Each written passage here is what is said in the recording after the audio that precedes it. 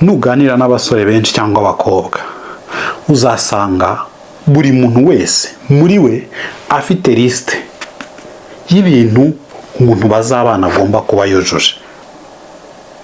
Andi magambo afite umuntu we mu mutwe we yaremye yakrafitinze akavuga ngo tuzabana n'uyu nguyu, ariko ngo ufitiye inkuru mbi, uwo muntu ntawubaho.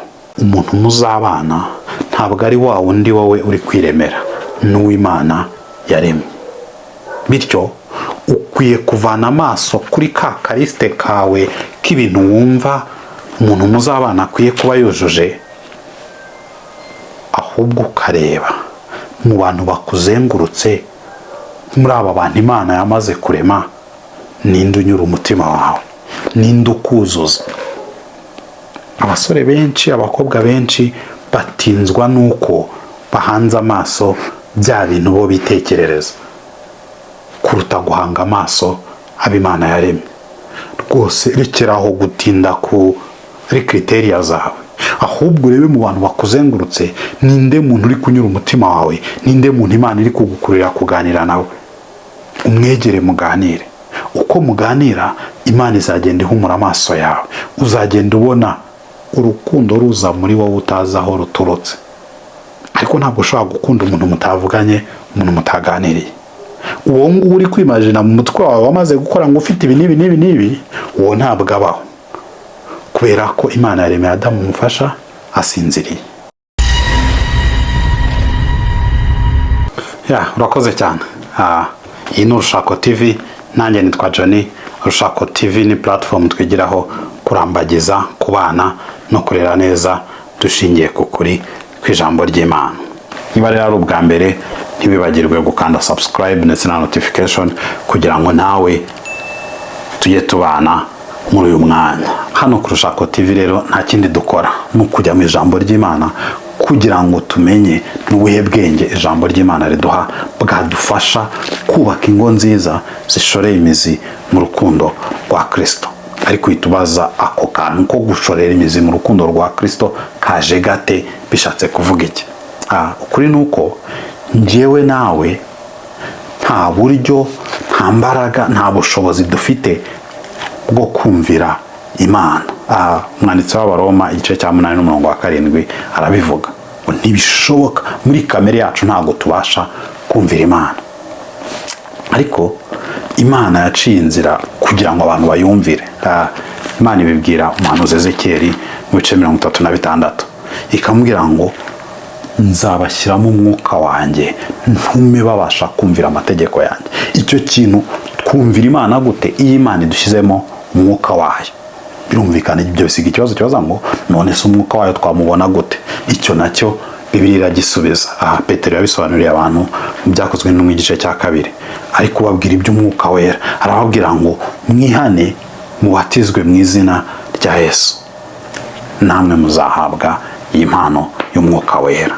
No kuvuga iki? Iyo umuntu yizeye Yesu, iyo umuntu yakiriye Yesu mu buzima bwe, nibwo abasha guhabwa impano y'umwuka wera. Umwuka wera rero niwo utubashisha kumvira Imana. Ibi rero ijambo ry'Imana rivuga ku rugo cyangwa se no ku buzima bwose muri rusange ntitwabasha kubyumvira. Nge nawe ntitwabasha kubyumvira keretse dufite mwuka wera muri twe kugira ngo adushoboze, atwambike imbaraga zo kumvira Imana. Ni ukuvuga rero ibyo Yesu yakoze ni rwo rwego cyangwa se nicyo kiraro kitugeza ku kumvira Imana mu mibereho yacu ya buri munsi. Niyo nzira itugeza ku kubaho ubuzima nk'uko umugambi w'Imana uri. Ushaka rero kugira nawe urushako rujyanye n'uko umugambi w'Imana uri, nta handi, nta yindi nzira. Biragusaba kwizera Yesu akaguha mwuka wera, mwuka wera akakubashisha kubaho ubuzima nk'uko ijambo ry'Imana ribuvuga. Nicyo ngicyo rero. Ushaka rero gufatanya natwe nta kindi, kanda subscribe, ukanda notification, ahasigaye dufatanye muri urwo rugendo rwo kwiga ijambo ry'Imana kugira ngo riduhe ubwenge bwadufasha kubaka urugo, kuko ubwenge nibwo bwubaka urugo kandi rukomezwa no kujijuka. Ni karibu cyane, Imana ikumugisha, dukomeza n'inyigisho. Turi rero mu nyigisho zivuga ku mugambi w'Imana ku Urushako. mu nyigisho iheruka twabonye icyateye Imana gushyiraho urushako, tubona n'ibihamya 4 bigaragaza ko Imana ariyo yahanze urushako. Twasoje tubona ko nk'uko Imana ariyo yanzuye ko atari byiza ko umuntu aba wenyine, niyo itera umuntu kumva ari wenyine, kugera igihe mu buzima bwawe ukumva ukeneye undi muntu mubana, ukumva ukeneye umuntu mukundana, atari ugukundana by'igihe gito, ahubwo umuntu mwabana ubuzima bwose. Iyo nzara n'inyota Imana niyo iduteramo. Kandi nk'uko Imana ariyo yaremeye Adamu umufasha, Imana ni nayo ihaza iyo nyota muri twebwe, niyo iremera umuntu uwo bazabana. Muri iyi nyigisho rero turaza gukomereza ku murongo wa 21, turi mu gitabo cy'Itangiriro igice cya 2. Ushize twabonye kuva ku murongo wa 18 kugeza ku wa 20. Muri iyi nyigisho rero turaza gukomereza ku murongo wa 21, turebe by'umwihariko nihe miterere yihariye Imana yahaye umugabo n'umugore ibategurira gushakana. Ni ukuvuga, ushobora kuba wibaza, ese ko numva ndi njyenyine ariko ukabumbwira ngo Imana niyo izampa uwo dushakana, mbwirwa n'iki ko Imana iri kubikora? Imana izabikora ite? Bizagenda gute? Turaje turebe ni gute Imana yaremeye Adamu umufasha. Biradufasha kubona ni biki Imana ikora iyo ijya guhuza abantu babiri ngo babe umugabo n'umugore. Ni karibu rero, reka dutangire dusoma Itangiriro igice cya 2 umurongo wa 21. Ngo Uwiteka Imana isinziriza uwo muntu ubuticura, arasinzira, imukuramo urubavu rumwe ihasubiza inyama. Urwo rubavu Uwiteka Imana yakuye muri uwo muntu iruhindura umugore imushyira uwo muntu. Ndashaka kugira ngo tubanze dutinde kuri iyi mirongo 2. Umurongo wa 21 batubwiye ngo Uwiteka Imana isinziriza uwo muntu ubuticura, arasinzira. Ibi bintu dusoma ku murongo wa 21 bihuye neza n'ibyo twabonye ku murongo wa 18. Ku murongo wa 18 bavuze ngo kandi Uwiteka Imana iravuga iti. Mu yandi magambo, Imana niyo yanzuye ko uyu muntu akeneye umufasha, ariko ku murongo wa 21 Imana ubwayo niri kuremera uyu muntu umufasha. Ni Imana iri kubikora. Ukabaza ngo iri kubikora ryari? Kucyari niki twemeza ko iri kubikora yonyine? Nuko umuntu we asinziye, ngo isinzirize uwo muntu, arasinzira ubuticura. Ahangaha harimo ikintu gikomeye. Wowe muntu wibaza ngo Imana izandemera uwo tuzabana ite? Icyambere kibanze ukeneye kwakira ko ni Imana ibikora. Kuri Adamu ni Imana ubwayo yabikoze. Inshuro nyinshi ntabwo ibingibi tubyemera. Usanga ushaka ahubwo wowe ubwawe kwiremera umuntu muzabana. Ukabaza uti, ese ni gute niremera umuntu tuzabana? Nuganira n'abasore benshi cyangwa abakobwa, uzasanga buri muntu wese muri we afite liste y'ibintu umuntu bazabana agomba kuba yujuje. Mu magambo, afite umuntu we mu mutwe we yaremye, yakraftinze, akavuga ngo tuzabana n'uyu nguyu, nureshya gutya, nuvuga gutya, nuturuka ahangaha, nufite iyi mico, nufite iriya, nugize gute, nukora ahangaha. Ugasanga umuntu afite urutonde. Buri muntu wese ararugira. Ab'intwari ararwandika, akarfacinga, akaba byibuza azi ngo ni ibingibi nibwira mu mutima wanjye. Abandi usanga afite ibintu yibwira bihora bihindagurika ku buryo utanamenya n'icyo ashaka, n'iki kiri mu mutima we. Ariko ukuri nuko inshuro nyinshi ibingibi ni ugushaka kwiremera uyu muntu muzabana.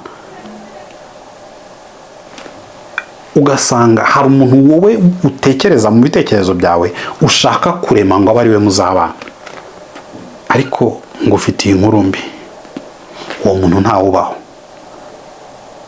Njyewe nawe nk'abantu ntabwo dufite ubushobozi bwo kugira umuntu turema. ahubwo hariho abantu Imana ubwayo yaremye, ibarema tutabizi, ibaha imico, ibaha imitekerereze, ibaha imiterere y'inyuma ku mubiri, ibaha ibintu runaka. Ibyo byose yabikoze njyewe nawe tudahari, tutabizi. Uwo nguwo rero Imana yaremye niwe igihe nikigera izakuzanira. Abantu benshi batinda aha hantu ho guhitamo uwo bazabana kubera ko barashaka uyu muntu biremeye, ntago bashaka uwo Imana yaremye. Imana igufashe wowe muntu unkurikiye muri aka kanya kugira ngo wakire nibyo ureba aya marangamutima yawe, ariko ukura amaso kuri aya marangamutima yawe n'iyi lisite yawe wakoze, uhanga amaso ibyanditswe byera, uhanga amaso ijambo ry'Imana kugira ngo riguhishurire umuntu Imana yaremye n'uwuhe, kugira ngo ugere ahantu ubasha kwakira uyu muntu Imana yaremye.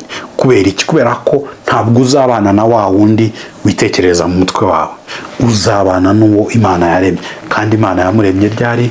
Usinziriye, nk'uko byabaye kuri Adamu. Umuntu wowe utazi igihe Imana yamuremeye n'uko yamuremye, niwe muzabana.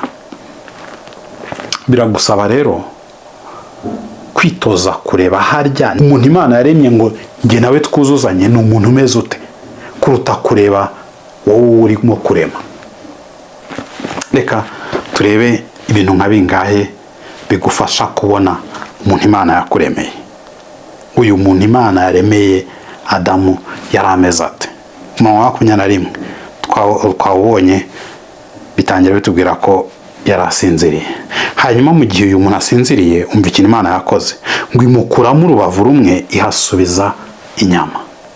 Mu kuvuga iki? Hari ibintu Imana ibizi, ibigambiriye kandi ibishaka, yambuye uyu muntu, kuko ngo yamukuyemo urubavu rumwe ihasubiza inyama. Nawe hari ibintu Imana ibizi itaguhaye, ibishaka, yabigambiriye, yahisemo kutaguha. Ushobora gusanga itaraguhaye uburebure, ushobora gusanga itaraguhaye wenda ijwi rimeze nk'irya kanaka wifuza, ushobora gusanga itaraguhaye kuvukira ahantu hariya, ariko hari ibintu Imana yahisemo kukwambura. Ushobora no gusanga hari imico itaguhaye, hari ibitekerezo Imana itaguhaye. Mu buryo busanzwe hari ibintu Imana yambuye abagabo, hari imirebere, hari imitekerereze, hari ibintu abagabo badaha agaciro ariko Imana yahaye abagore. Hari ibintu Imana yambuye abagabo, ariko n'abagore hari ibintu Imana yabambuye.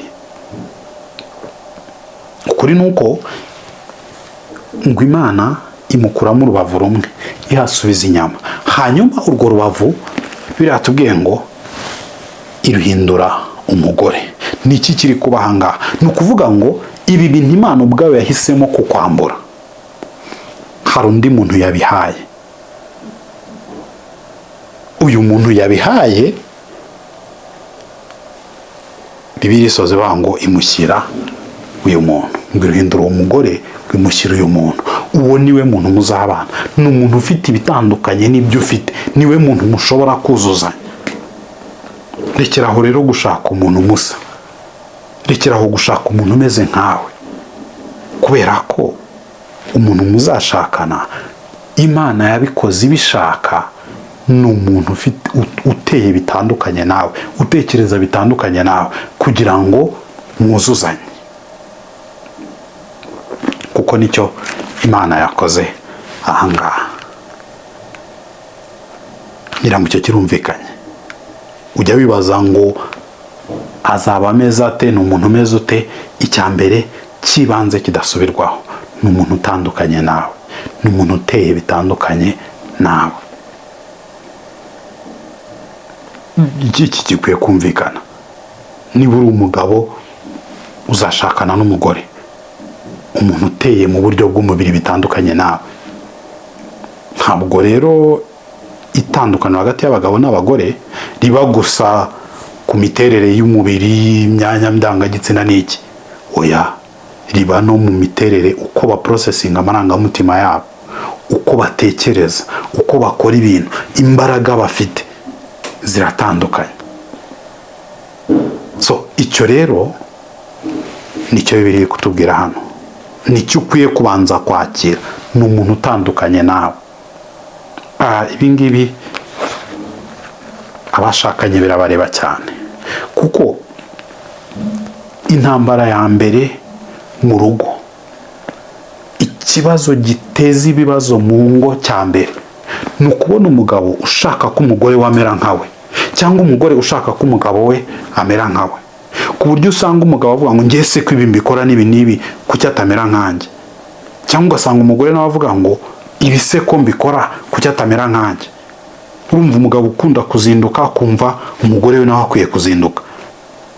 Umugabo ukunda kuryama kare akumva umugore we nawe nuko akajya yumva none se kuki atabikora nkanjye. Ariko ibuka, muratandukanye. Ibyo uyu muntu agwije, kuko urubavu yakuyemo nirwo yakoze mu mugore, ibyo uyu mugore agwije, umugabo nibyo adafite, nibyo Imana yamwambuye. So muri abantu babiri batandukanye. Yaba Imana yadufashaga nk'abantu bashatse tukiga kwakira uko kuri ko twebwe nabo twashakanye bitandukanye. Njya nkunda gutanga aka kagero. Usanga umuntu kubera ko ashoboye ibintu runaka, urugero umuntu ucuruza muri butike, aba azi ko gucuruza byoroshye, yumva ibintu bimubangukiye, yumva bitamuvuna, yumva byoroshye. Inshuro nyinshi nubona umusore w'umucuruzi, iyo ashatse umugore yibwira ko n'uyu mugore gucuruza bikwiye kumworohera, agahita amuzana muri butike. Akenshi birangira iyi butike ihombye. Kubera iki? Uyu mugabo arashaka ko umugore we amera nkawe, yibwira ko ubwo ibyo ashoboye n'umugore we akwiye kuba bishoboye.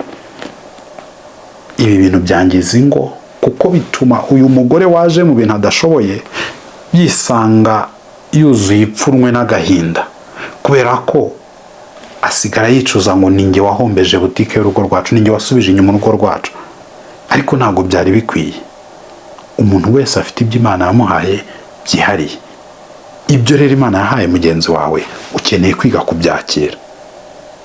Nawe ibyo yaguhaye ukiga kubyakira. Hari ibyo yakwambuye ibiha mugenzi wawe. So icyo ni ikibanze, nicyo cyo guheraho. Ariko ntabwo bigarukira ahangaha. Iyo Imana izaniye uyu muntu, akora iki? Urumva Imana yaremye umugore, Bibiliya yatubwiye ngo imushyire uyu mugabo. Kabaza ngo uyu mugabo abifata ate, abigenza ate? Umva umurongo wa 23 ngo aravuga ati, uyu ni igufwa ryo mu magufwa yanjye, n'akara ko mu mara yanjye, hazitwa umugore kuko yakuwe mu mugabo. Niki kiri kuba hano? Ikintu kizagufasha kumenya ko wabonye umuntu muzabana. Uzagera ahantu uyu muntu nubwo atandukanye nawe, ariko wumva uramwibonamo, nkuko nguko Adamu yabigenje. Ngo uyu ni igufwa ryo mu magufwa yanjye, n'akara ko mu mara yanjye. Ukabona ukuntu yuzuza ubuzima bwawe, mbese ni cya kindi waburaga cyagarutse.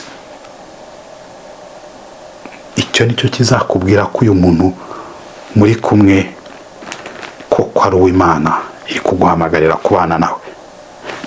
Umva ikindi, ngo azitwa umugore kuko yakuwe mu mugabo. Ni ukuvuga iki? Ntabwo kuzuzanya kwabo bikuraho itandukaniro ryabo. Yakira n'itandukaniro riri hagati y'aba babiri, akavuga ngo azitwa umugore kuko yakuwe mu mugabo. Umuntu uzabona wowe nawe muratandukanye, ariko iyo umureba umwibonamo, wumva ari akara ko mu mara yawe, reka mbivuge gutyo, wumva ari umuntu wuzuza ubuzima bwawe. Nibyo muratandukanye, nyine itandukaniro ryanyu urarinezererwa, uraryakira. Ariko gutandukana bikajyana no kuzuzanya hagati yanyu, ku buryo ari ibintu bigutera nkuko byagendekeye Adamu. Reka mvuge ngo kujya mu nganzo.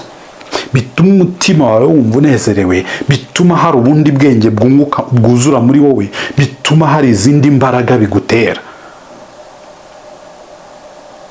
Uwo niwe muntu wo kubana nawe. Meze nka wa mugani Yesu yaciriye abantu, ngo umuntu ngo wari uri guhinga mu isambu y'undi yagiye gukora ikiraka, ngo hanyuma ngo ari guhinga ngo akabona izahabu, ngo arangije ngo arayitwikira, ngo arirukanka ngo agurisha ibye byose kugira ngo aze agure iyi sambu. Nawe nubona uyu muntu ushobora gutuma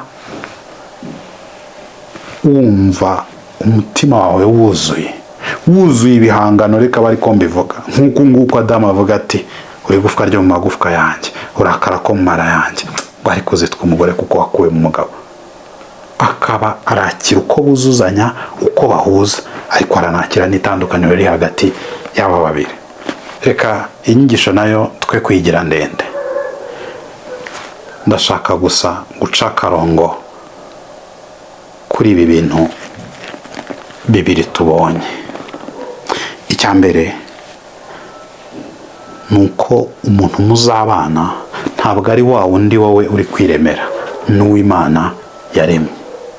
Bityo ukwiye kuvana amaso kuri ka karisite kawe k'ibintu wumva umuntu muzabana akwiye kuba yujuje, ahubwo ukareba mu bantu bakuzengurutse, muri aba bantu Imana yamaze kurema, ninde unyura umutima wawe, ninde ukuzuza.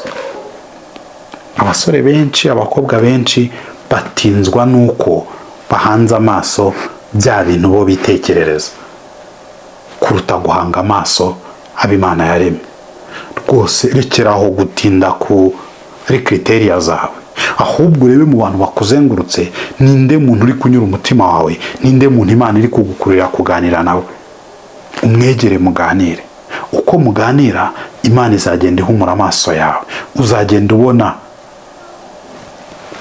ibyo uyu muntu afite, agaciro k'uyu muntu wowe utabonaga. Uzatangira kubona urukundo ruza muri wowe utazi aho ruturutse. Ariko ntabwo ushobora gukunda umuntu mutavuganye, umuntu mutaganiriye.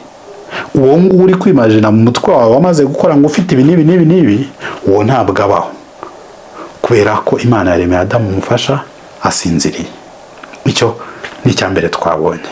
Icya kabiri, wabaza ngo ubwo se nzamubwirwa n'iki? N'iki Imana yakoreye uyu muntu ngo imukuramo urubavu rumwe ihasubiza inyama?